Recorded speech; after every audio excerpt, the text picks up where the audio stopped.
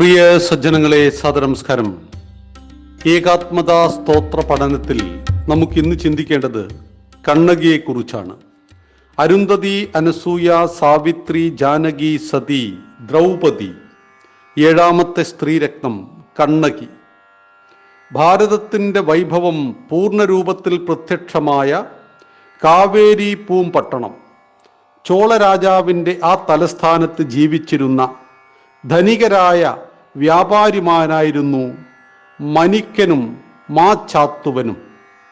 മനിക്കൻ്റെ മകൾ കണ്ണകിയും മാച്ചാത്തുവൻ്റെ മകൻ കോവലനും വിവാഹിതരായി. എന്നാൽ എല്ലാ വർഷവും നടക്കുന്ന ഇന്ദ്രോത്സവത്തിനു വന്ന മാധവി എന്ന നർത്തകിയുടെ മോഹപാശത്തിൽ കുടുങ്ങിയ കോവലൻ കണ്ണകി എന്ന സതീരത്നത്തെ ഉപേക്ഷിച്ച് മാധവിയുടെ കൂടെ താമസമാക്കി. മാധവിയുടെ ബാഹ്യ സൗന്ദര്യം കണ്ട് മതിമറന്നുപോയ കോവലൻ കണ്ണകിയെ ഉപേക്ഷിച്ചു മാധവിക്കൊപ്പം താമസം തുടങ്ങി. മാധവിയും ആത്മാർത്ഥമായി തന്നെ കോവലനെ സ്നേഹിച്ചെങ്കിലും ഒരവസരത്തിൽ ശത്രുരാജാവിനെ പ്രകീർത്തിക്കുന്ന ഒരു സുന്ദരഗാനം അവൾ പാടി. പാട്ടുകേട്ട മാധവിയെ സംശയിച്ച കോവലൻ അവളെയും മകൾ മണിമേഖലയെയും ഉപേക്ഷിച്ചുകൊണ്ട് കണ്ണകിയുടെ അടുത്തേക്ക് തിരിച്ചെത്തി. തീർത്തും നിർധനായിട്ടായിരുന്നു കോവലൻ മടങ്ങി വന്നത്. കോവലനെ ഇരു കൈകൾ നീട്ടി കണ്ണകി സ്വീകരിച്ചു. തൻ്റെ ഭർത്താവിന് പറ്റിയ തെറ്റിനെ അവൾ ഹൃദയപൂർവ്വം ക്ഷമിച്ചു. അദ്ദേഹത്തിൻ്റെ കയ്യിൽ സാമ്പത്തികമായിട്ടൊന്നുമില്ല എന്ന് മനസ്സിലാക്കിയ കണ്ണകി അവളുടെ മുഴുവൻ ആഭരണങ്ങളും കോവലന് നൽകി.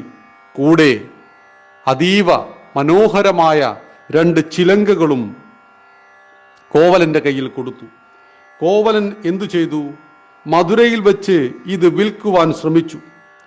പാണ്ഡ്യരാജാവിൻ്റെ പത്നിയുടെ അതേ രൂപത്തിലുള്ള ചിലങ്ക കോവലൻ ചിലങ്ക വിൽക്കുവാൻ ചെന്ന തട്ടാൻ മോഷ്ടിച്ചിരുന്നു. ഈ അവസരത്തിൽ രാജ്യം മുഴുവൻ ഭടന്മാർ ആ ചിലങ്ക അന്വേഷിക്കുമ്പോൾ രാജാവിനെ പറ്റിച്ചുകൊണ്ട് കോവലൻ കൊണ്ടുവന്ന ചിലങ്ക രാജാവിൻ്റെ കയ്യിൽ ഏൽപ്പിച്ചു തട്ടാൻ. എന്നിട്ട് പറഞ്ഞു, ഇവനാണ് അങ്ങയുടെ ഭാര്യയുടെ ചിലങ്ക മോഷ്ടിച്ചത് എന്ന്. വിഡ്ഢിയായ രാജാവ് കാര്യം മനസ്സിലാക്കുവാനൊന്നും നിന്നില്ല. അദ്ദേഹം കോവലന് വധശിക്ഷ നൽകി. തൻ്റെ ഭർത്താവിനെ കാത്തുവലഞ്ഞ കണ്ണകിക്ക് ഭർത്താവിൻ്റെ വധശിക്ഷയുടെ വാർത്തയാണ് ലഭിച്ചത്. ആകെ തകർന്നവളും ക്രോധത്താൽ ഉഗ്രരൂപിണിയുമായ കണ്ണകി പാണ്ഡ്യരാജാവിൻ്റെ മുന്നിൽ മറ്റേ ചിലങ്ക കാട്ടി കോവലൻ നിരപരാധിയാണെന്ന് തെളിയിച്ചു. പശ്ചാത്താപ വിവശരായി രാജാവും റാണിയും ഹൃദയം പൊട്ടി മരിച്ചു. കണ്ണകിയുടെ ശാപത്താൽ മധുരാ നഗരം കത്തിയെരിഞ്ഞു. കണ്ണകി തൻ്റെ ഒരു മുല പറിച്ചെറിഞ്ഞ് അഗ്നിയുണ്ടാക്കിയെന്നും ഐതിഹ്യമുണ്ട്. ഏതായാലും പാണ്ഡ്യരാജ്യം വിട്ട് ചേര തലസ്ഥാനമായ വഞ്ചി നഗരത്ത്, അതായത് നമ്മുടെ കൊടുങ്ങല്ലൂർ എത്തിയ കണ്ണകി 14 ദിവസത്തെ വ്രതാചരണം നടത്തി ശരീരം ത്യജിച്ചു. പാണ്ഡ്യരാജകവി ചാത്തനാർ പറഞ്ഞ ഈ ചരിത്രം ചേരൻ ചെങ്കുട്ടവന്റെ സഹോദരൻ ഇളങ്കോവടികൾ ചിലപ്പതികാരം എന്ന കാവ്യരൂപത്തിൽ എഴുതി. രാജാവ് തെറ്റ് ചെയ്താൽ അത് മുഴുവൻ രാജ്യവും അനുഭവിക്കേണ്ടി വരുമെന്ന് നമ്മെ പഠിപ്പിക്കുന്ന ഒരു കഥ.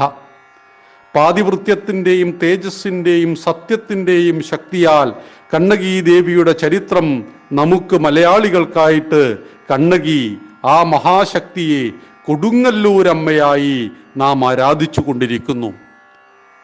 കൊടുങ്ങല്ലൂരമ്മ കേരളീയർക്ക് ഒരുപാട് ഇഷ്ടദേവതയാണ് എന്നറിയുക. അമ്മയുടെ ശക്തി അപാരമാണ്.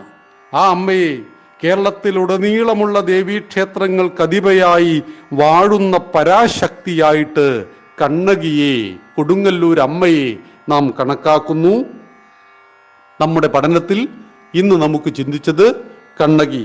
നാളെ മീരയെക്കുറിച്ച് ചിന്തിക്കാം. നന്ദി, നമസ്കാരം. വന്ദേ മാതരം.